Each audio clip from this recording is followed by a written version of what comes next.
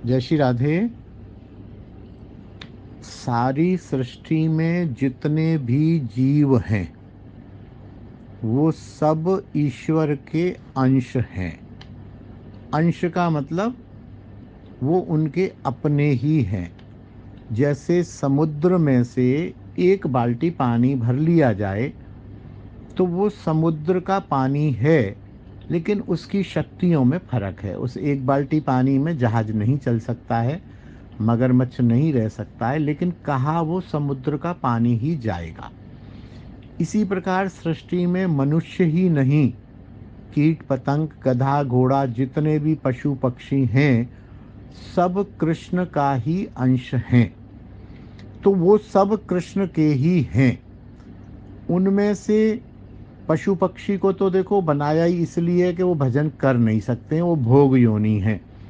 और उनके भोग की शक्ति मनुष्य से बहुत अधिक है। वो ना कोई दवाई खाते हैं, ना चश्मा चढ़ता है, ना उनको बुखार आता है। अपना जीवन आराम से जीते हैं और मर जाते हैं, और इसी तरह से अनेकों बार जीते हैं मरते हैं, जीते हैं मरते हैं, जीते हैं मरते हैं।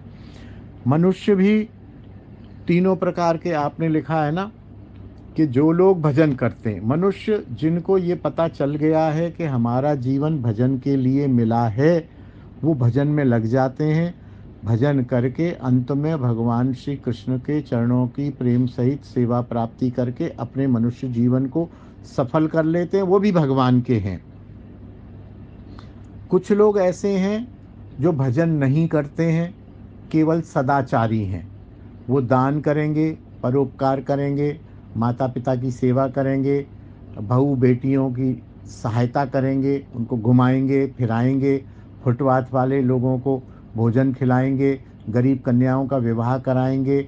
अपने अपने जो धर्म है, स्वधर्म, वो कहीं नौकरी कर रहे हैं तो बड़ी ईमानदारी से नौकरी करेंगे, समय पर जाएंगे, साफ सुथरे रहेंगे, साफ सुथरे कपड़े पहनेंगे। भजन नहीं करेंगे तो वो भी भगवान के हैं। वो भी भगवान के तो वो हैं ही हैं। भगवान का तो कोई भी जीव नहीं है। शराब पीने वाला दुराचारी भी भगवान का है। अब तीसरे तीसरे जो हैं, जो मांस मदिरा हैं, पीते हैं, दुराचार करते हैं, वो भी भगवान के हैं। भगवान के तो तीनों हैं। इसका एक बहुत अच्छा उदाहरण है। जैसे एक फैक्ट्री है, उसमें 3,000 कर्मचारी काम करते हैं। वो सारे के सारे उस फैक्ट्री के स्टाफ माने जाते हैं। उसमें से कुछ कर्मचारी ऐसे हैं जो फैक्ट्री के लाभ के लिए जी जान से काम करते हैं, वो भी उस फैक्ट्री के स्टाफ हैं।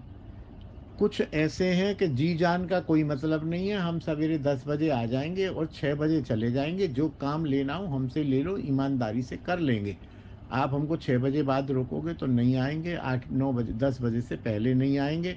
जो काम बताएंगे हम निष्ठा से कर देंगे। तीसरे ऐसे भी हैं जो काम तो करते हैं इस फैक्ट्री में, और इस फैक्ट्री के सारे राज, सारे ऑर्डर्स, सारी गोपनीयता इसकी जो कंपटीटर फैक्ट्री है उसको देते हैं, और वहाँ से पैसा लेते हैं, तनख्वाह यहाँ से लेते हैं। यहाँ आते हैं और निगाह बचा के दादागिरी करते रहते हैं, नेतागिरी करते रहते हैं, टॉर्चर करते रहते हैं कर्मचारियों को। यूनियन के लीडर बन जाते हैं, मालिकों को परेशान करते हैं। फिर मालिक उनको 1 लाख 2 लाख रुपए दे के खरीदता है। कहलाते तो वो भी स्टाफ ही है ना। मालिक 2 लाख रुपए दे रहा है, बेसिकली वो कौन है? उस मालिक का नौकर है, लेकिन वो दुष्ट है, वो वफादार नहीं है। लेकिन कहलाया तो यही जाएगा ना कि ये फलानी एंड कंपनी का ही नौकर है। तो इसी प्रकार जैसे दुराचारी हो, सदाचारी हो, भगवत भजन करने वाला हो, वो है तो भगवान का ही।